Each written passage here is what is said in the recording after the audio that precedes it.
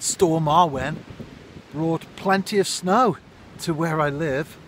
In fact, so much that I had to dig the car out. Not massively, but I had to get rid of the snow before I could get the car off the drive. A third of the mile on, up the hill, then down into the flats, as it were. No snow at all. Driving across Staffordshire, into Shropshire, to the River Severn. Not one flake anywhere alongside the road or in the fields. Even the Clee Hills in the distance, I saw those as I came into Shropshire, the Titterston Clee and the Brown Clee. Just a very, very faint amount of snow in certain places, certainly not covering the hills at all. It's the way it goes, isn't it? Valley life, I was thinking to myself, because we had quite a bit of snow at home, as I've said. We've still got Storm Arwen blowing through, and I've settled in a nice spot down into the river.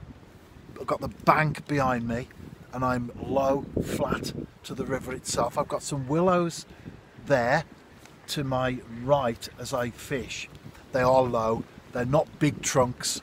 That's important, because the last thing you want to do when you're fishing in conditions like this is to be by a tree, because not only the trees but heavy branches can come down upon you. So it's all about safety.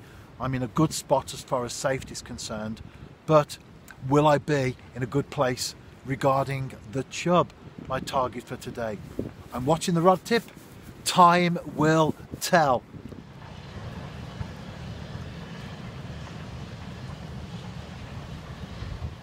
I've been here about an hour and a half and I've just had the first little indication on the rod tip that there are fish out there. I suspect, because you can generally tell these things, can't you, that it was a small fish. That's okay. I'm a great believer that a crowd attracts a crowd, so if I can get some smaller fish coming in, feeding over my bread and brown crumb mix that I've put out there, that means that the bigger ones won't be far behind. It's windy, but I tell you something, I'm in the right place. I selected this carefully because I've got the rod tip in such a way, well, the rod in general, but the rod tip in such a way that I'm fishing parallel to the river.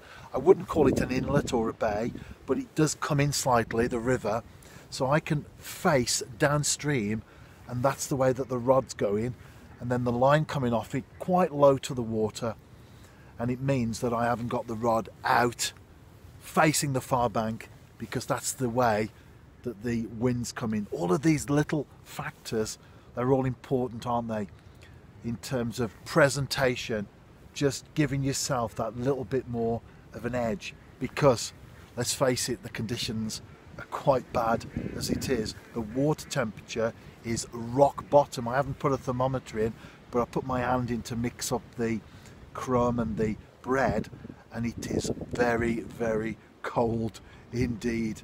The air's cold as well. The wind's coming in from the north, but I've got that bait in the water, and that means that I've got a chance.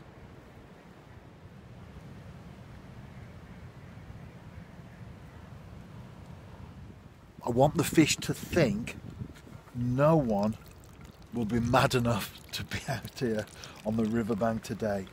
So whatever we find, we will eat without any fears of getting caught. So far it hasn't worked. Although I have had a couple of little plucks now.